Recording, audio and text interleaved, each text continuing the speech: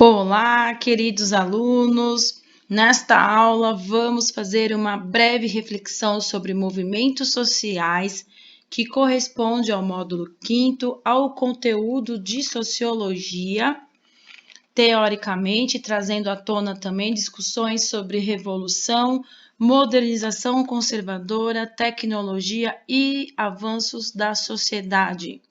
Então, no primeiro momento, vamos entender o que são movimentos sociais. Movimentos sociais são definidos como ações sociais coletivas com caráter sociopolítico e cultural, que viabilizam distintas formas da população se organizar e expressar as suas demandas, ou seja, os seus desejos, diante das autoridades governamentais. Na atualidade, os principais movimentos sociais atuam por meio de redes sociais, locais, regionais, nacionais e internacionais, e utilizam-se muito dos novos meios de comunicação e informação, como a internet.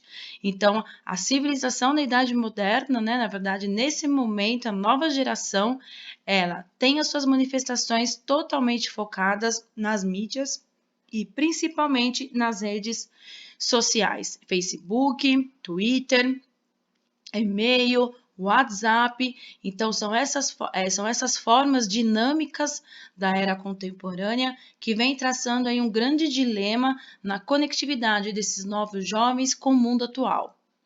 Então, os movimentos sociais, eles são manifestações de caráter popular, cuja ação social é orientada a fim de obter transformações políticas, econômicas ou sociais, longe de serem espasmos irracionais da massa, possuem, em geral, algum grau de solidariedade interna e muitos revelam elevados níveis de institucionalização, atuando de maneira tão organizada quanto empresas, partidos políticos e instâncias do Estado, Porque num determinado momento a sociedade civil, ela também é uma grande articuladora desse processo de manifestações, como empresas, como políticas, de grupos partidários, como organizações e ONGs que fazem esse processo da revolução civil, dos movimentos que vão acontecendo. Então, a sua existência ela costuma ser associada a grandes eventos históricos, como lutas por independência de nações, insurreições socialistas ou comunistas, ou ações pela reforma agrária e a emancipação dos trabalhadores e revoluções culturais. Diretamente ligado, então, respeitando também a característica de movimentos sociais no campo e movimentos sociais na cidade, cada um a priori atendendo à sua necessidade e à sua exigência em determinado aspecto social. Então, a temática, como se pode notar, é ampla e os movimentos sociais tratam de questões como a religião, a cultura popular, o anti-escravismo, o meio ambiente e o trabalho e uma diversidade, enfim, de assuntos que não terminam e que estão ligados diretamente às minorias. A partir da década de 90, o tema globalização ganhou espaço na agenda dessas lutas contra, então, as potências capitalistas ocidentais e os países subdesenvolvidos. Então, nós temos aqui uma caracterização sobre mudanças, Então, a abordagem do módulo 5º é sobre mudança social endógena e mudança social exógena, Então, a mudança social exógena é quando essa mudança, ela altera outros elementos, como a seca, a guerra, a reforma jurídica. Então, ela vai absorvendo outras mudanças em outras esferas da nossa vida. E a endógena, ela ocorre a partir de processos reprodutivos e repetitivos, tais como a acumulação financeira, conflito entre grupos sociais, partidos políticos, movimentos sociais ou mesmo de classe. Então, na verdade, tudo isso é decorrente de modificações da sociedade e ela está relacionada aos processos reprodutivos, como eu disse, Então, quando ocorrem essas mudanças muito rápidas, muito assim, abrupta na sociedade, nós entramos no estado de anomia, que é um estado patológico da sociedade, é um estado com ausência de regras e que é muito preocupante para se determinar, então, a norma daquela sociedade, principalmente as regras e as leis. Então, o estudo sobre os movimentos sociais, o tema dos movimentos sociais, ele é recente, a partir da década principalmente de 60, e datam mais aprofundadamente de 77 e 78 os primeiros estudos nas universidades. O contexto social em que surgiram momento de real despolitização da sociedade civil e dentro de um sistema vigente capitalista, deixando os interesses sociais em segundo plano e absorvendo, então, como primeiro plano, mais importante, o contexto econômico. Os embriões das organizações populares de base são o fruto principal do trabalho da Igreja, especialmente da Igreja Católica, desde os anos 70, que já vinha num processo muito grande de ajuda social aos descamisados, à população mais pobre, aos mendigos de rua, e grupos de moradores que começam a ser formados a partir de relações de vizinhança, amizade e parentesco, que vão ser decorrentes, então, desses movimentos que vão começar a acontecer na década de 70. Movimento feminista, que começa fortemente a vir à tona na década de 70, priorizam ações contra a militarização durante o 7º Fórum Social Mundial da África, em 2007, uma referência de um movimento social forte, né, que levanta a voz de uma minoria no decorrer do século XX e que ganha força a partir da década de 70, e mais força ainda a partir, então, de 90, no período de globalização, de formação da nossa globalização, né? Muito grande. Então, representam forças sociais organizadas que aglutinam as pessoas não como força-tarefa de ordem numérica, mas como campo de atividades de experimentação social. E essas atividades, elas são fontes geradoras de criatividade e inovações socioculturais.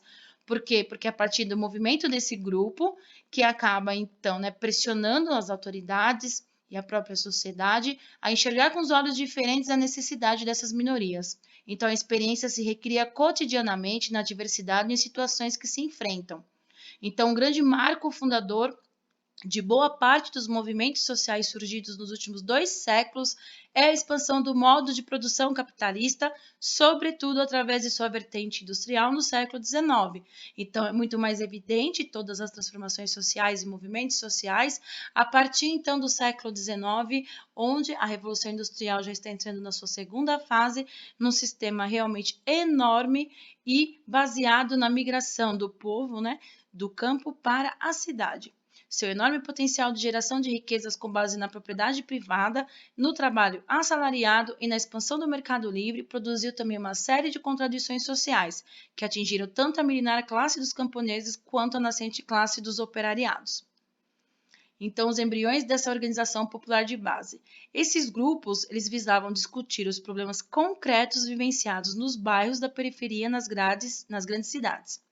Constitui os chamados movimentos populares. Movimentos populares esses que vão ser incidentes diretamente a reformas trabalhistas, direitos sociais e direito civil, né? Direitos políticos também, que vão sendo consolidados no decorrer do século XX a partir das reformas constitucionais. Então, eles querem muito mais autonomia e direitos consolidados a partir dessa revolução capitalista.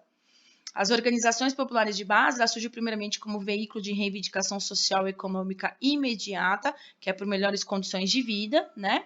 E mais tarde se tornou orientação política declarada de uma ação que postula mudanças estruturais da sociedade.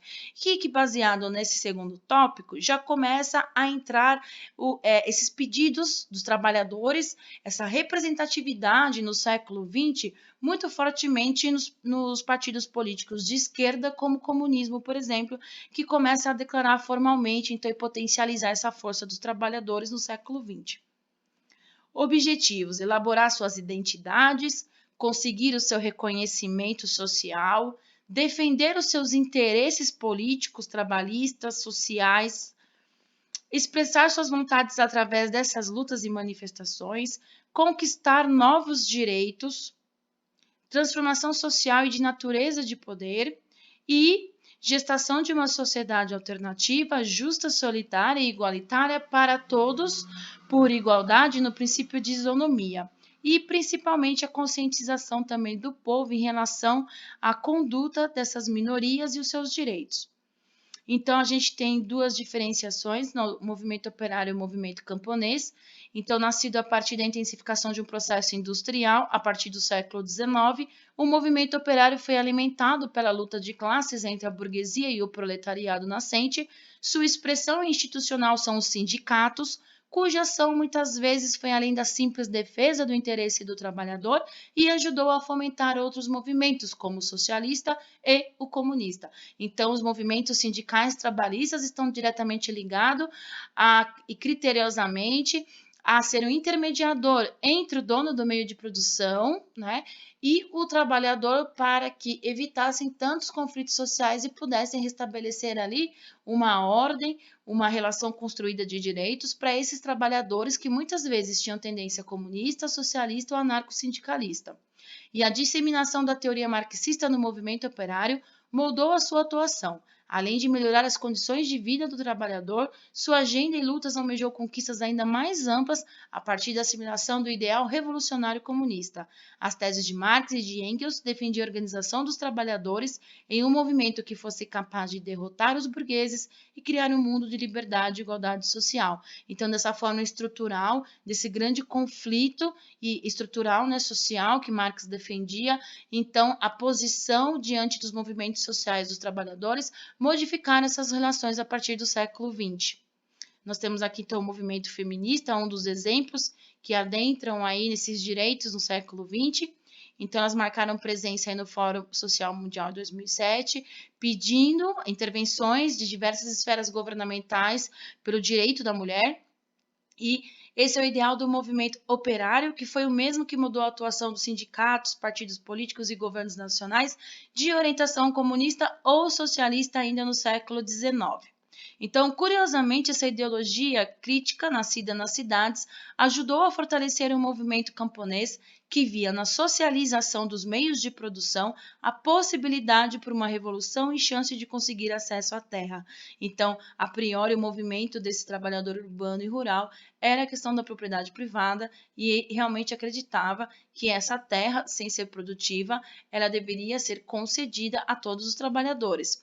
A riqueza deveria ser dividida. Então, foi essa perspectiva de transformação social, através da reforma agrária, que impulsionou, por exemplo, a Revolução Mexicana em 1910, onde adquiriu diversos direitos constitucionais em 1917, com a formação da sua Constituição, a criação das ligas camponesas no Brasil, que tem uma força muito importante aí no começo do século, no período de 1950 aqui no Brasil, e que posterior vai se tornar o movimento do Sem Terra, a partir de 1990. Bandeiras como essas são até hoje empunhadas por movimentos sociais camponeses do mundo inteiro, como é o caso do Movimento dos Trabalhadores Rurais Sem Terra, o MST, e o Exército Zapatista da Libertação Nacional do México, que também é um grupo que luta por essa questão da reforma agrária e também são opositores do governo. É lógico que hoje esses grupos já se tornaram facções políticas partidárias com diversas outras intenções, mas nasceram a priori como movimentos que são necessários para os direitos desses trabalhadores, mas que hoje tomou um outro viés aí as facções políticas. A emergência do sujeito coletivo, que é uma questão que nós devemos absorver nos movimentos sociais, porque decorre da carência social que se estabelece pela falta de um direito justo governamental, buscar meios alternativos para conseguir a valorização da dignidade. Com a consciência da sociedade, os agentes políticos começaram a perder a credibilidade e percebeu-se a necessidade de lutar por conta própria, daí a importância da formação dos movimentos sociais. Então, Vera da Silva Teles, ela diz o seguinte: hoje descobrem-se os trabalhadores como sujeitos autônomos, dotados de impulso próprio de movimentação, cujas reivindicações passam por formas de solidariedade e de sociabilidade que não são redutíveis às determinações estruturais. Consequência dos movimentos sociais: a sociedade não aceita mais as regras postas pelo Estado sem questioná-las, e a luta pelos ideais, tentando impor novos direitos que tenham como finalidade a justiça social. Então, os direitos não são mais restritos apenas aos direitos postos pelo Estado, aqueles que são legalizados pela Constituição, mas há uma certa democratização de opiniões e acabam se politizando espaços antes que eram despolitizados, mas que abre o discurso e o diálogo diante de uma diversidade de acontecimentos que os movimentos sociais agora vão apertar, né? Que vão agora, na verdade, fazer como a pauta de discussão até então que não era falado diante dessas propostas políticas, né? Então, o sujeito coletivo fez com que a sociedade adquirisse um poder capaz de influenciar na área jurídica e a falta de direitos necessários, essenciais para determinados grupos e espaços sociais acarreta o pluralismo jurídico. Momentos de fusão. Então, nós temos aqui a fusão entre movimentos sociais de interesses e referências comuns. Há uma unificação para que se torne um movimento mais forte, mais coeso e concentre um poder que possibilita uma maior capacidade de refletir no produto constitucional. Tem o direito de paradigma da modernidade, né? Então, constitui-se a base de uma noção fundamental, o sujeito de direito, e a pessoa humana que lhe serve de referência antropológica se individualiza na estrutura abstrata da relação jurídica.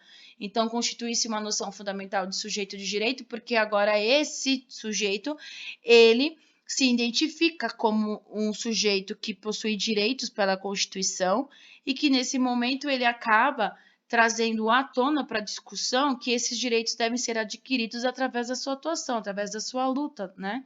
Então, essas fontes do direito são movimentos sociais que provocaram uma revalorização na teoria e novas fontes de direitos vão surgindo no interior da sociedade, modificando mesmo até as estruturas constitucionais e as leis a partir desse movimento coletivo das reformas sociais.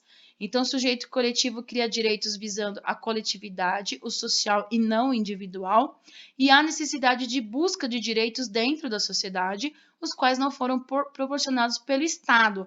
Então, essa é a principal função do movimento social. A crise da lei e da cultura legal presente na sociedade propicia a emancipação do novo sujeito como sujeito de direito, e esse sujeito possui um novo modo de produção do social e do político e do jurídico. Então, na verdade, a forma de se enxergar os direitos, a participação e a formação social, ela se altera e se modifica no século XIX e no século XX, onde é percebido que os conglomerados sociais, o grupo tem muito mais força para adquirir seus direitos do que você individualmente.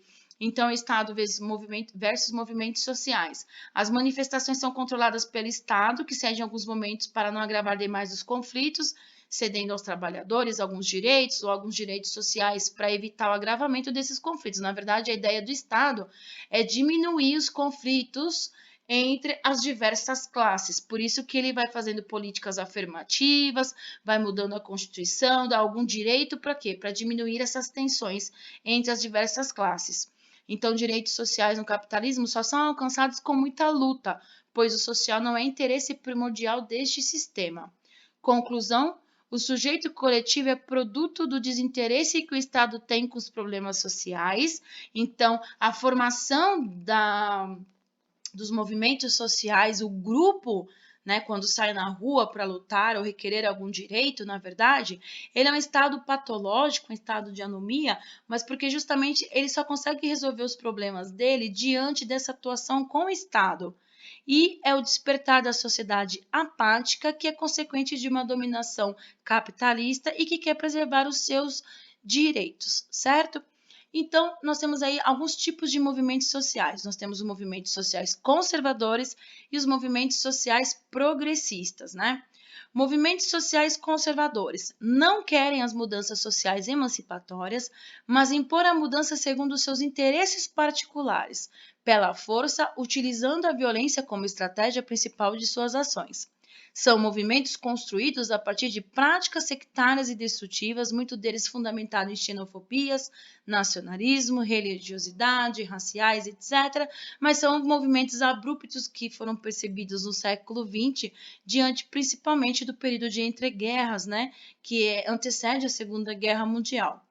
E movimentos sociais progressistas, que atuam em redes segundo uma agenda emancipatória, realizam diagnósticos sobre a realidade social e constroem propostas construtivas, articulam ações coletivas que agem como resistência à exclusão e lutam pela inclusão social. Redes de sociabilidade, laços familiares, amizade, locais virtuais, temáticas específicas como gênero, socioculturais, etnia, religião, enfim, nós temos uma diversidade de representações nos movimentos sociais progressistas que vão realmente articular vamos dizer, mecanismos que possam realmente trazer o que é a realidade social e viabilizar os direitos dessas minorias, então. Então, movimentos sociais no Brasil começaram da década de 70 a 80, muito mais sendo estudado a partir de 60. A partir de 90, nós temos, não só no Brasil, mas em toda a América Latina, uma questão muito preocupante, que é a questão da globalização. Então, o que é esse direito civil e direito social dentro de um mundo globalizado? E outros movimentos que vão emergindo aí sobre ética na política, ação e cidadania contra a fome, desempregados, aposentados. Por quê? Porque antes de direitos políticos e sociais, nós somos seres humanos e a primeira coisa que nós temos é o direito à vida. Então, direito à comida, direito a dormir, direito a uma casa, tudo isso está diretamente ligado ao meu direito a viver, né? A minha própria existência.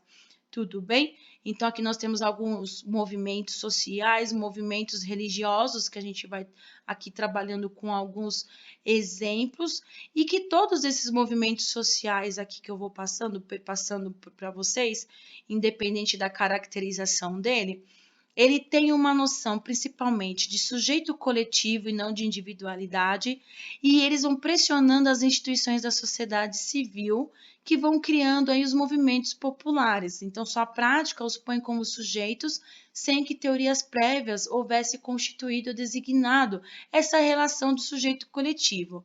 Então, trata-se, na verdade, de um conjunto de fatores que tem como ação social o sujeito social em primeiro lugar. Então, embora o coletivo não se apresente como portador da universalidade definida a partir de uma organização determinada, não há uma organização que opera no centro das ações sociopolíticas, pois o sujeito se tornaria um objeto da mesma, certo? Então, a caracterização das ações sociais, dos movimentos, né? Ela tem uma série de caracterizações, mas a princípio, a primeira são as reivindicações, os pedidos às mudanças que o coletivo quer.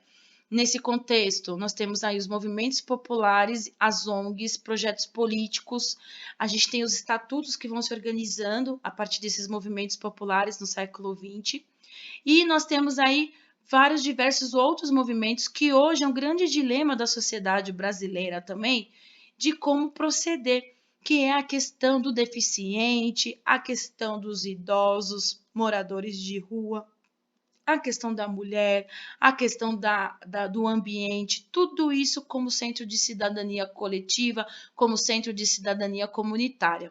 Nós temos diversos movimentos internacionais na América Latina, na África. No caso aqui dos sociais rurais no Brasil, MST, que é um movimento rural muito forte que nasce em 1950, tem o eixo temático central pelo acesso à terra e pelo fim do latifúndio. Isso a questão da reforma agrária é algo que é colocado em pauta desde que o Brasil é Brasil. E nós temos o retorno a diversos outros movimentos sociais e novos paradigmas a serem consolidados nos países subdesenvolvidos, né? O que é opressão, o que é capitalismo, o que é reivindicações materiais, não materiais e direitos de diversas minorias diante de um mundo globalizado. Isso vai se opondo, esses grupos sociais, a um movimento chamado antiglobalização. E nós temos aí diversos atores e movimentos desse processo de antiglobalização, que fazem aí uma discussão diante do que realmente é produto da terra, produto nativo, e o que pode ser globalizado como matéria-prima, né? E aí a gente tem os eixos que são centrais dos grandes protestos, né? Algumas características globais, como essa questão do hiperconsumismo, da inflação e do superconsumo, e a mídia, de uma forma geral, ela é um fator de grande relevância nessas ações de movimento anti-globalização nos dias de hoje. É ela que lhe dá visibilidade mundial e legitima porque acompanha todas as outras agendas posteriores ao período de 1990, que vai sendo consolidado aí, né, nesse sentido, essa relação entre o consumidor, entre os seus direitos, onde você tem a questão de uma maior distribuição de renda e de matéria-prima da própria nação desses povos, né? A partir disso, a gente tem vários protestos que se seguem nesse período aí de globalização em 2000, né, diversos aí, como eu coloquei alguns exemplos aqui para vocês.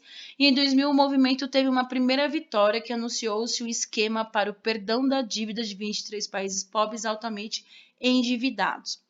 Em 2001 nós entramos num novo ciclo de antiglobalização, onde o G8 acabou reunindo aí mais de 100 mil pessoas sobre violência, protestos em diversos países subdesenvolvidos, nessa questão da combatendo a antiglobalização, até chegar no extremo em 11 de setembro, que alterou completamente a agenda desses movimentos devido à queda das Torres Gêmeas dos Estados Unidos, e a proposta da retomada do movimento é atuar em outro estilo, propositivo e com bandeiras pela paz mundial. E daí veio vários fóruns sociais mundiais que alteraram pela mídia e no sentido de comunicação como hoje os movimentos sociais eles acontecem. Não mais tão intensificado na luta, na rua, quebrando tudo, movimentando tudo, parando tudo, pedindo tudo, mas hoje os movimentos sociais eles aderiram a uma nova metodologia que é o uso das redes sociais.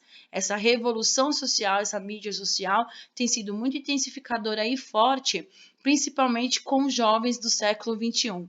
Então, a revolução, ela implica mudanças sociais e econômicas de tal intensidade e velocidade que nas ciências humanas consagrou-se revolução, porque ela é um choque, ela é um processo de ruptura abrupto, onde você tem a alteração das mudanças estruturais.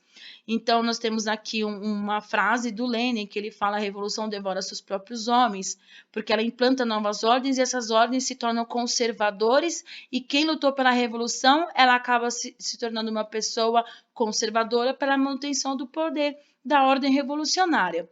Então, a revolução é uma troca de soberania, é um novo ordenamento, nem sempre a revolução ela vai realmente ocasionar as mudanças estruturais que começou no início da revolução, e nós temos diversos exemplos na história da humanidade em que essa revolução ela acabou morrendo no seu próprio sonho. Violência, ditadura e repressão é algo que é consolidado no processo revolucionário, porque o momento de fazer a revolução, ela é um caráter violento, não se faz revolução dando flores, né? Para ter choques de ruptura é necessário violência, e o aspecto conservador das revoluções, que no momento da sua implantação, inevitavelmente tende a revelar o seu conteúdo conservador, porque ela começa a fazer novas alianças políticas pela própria manutenção do seu poder.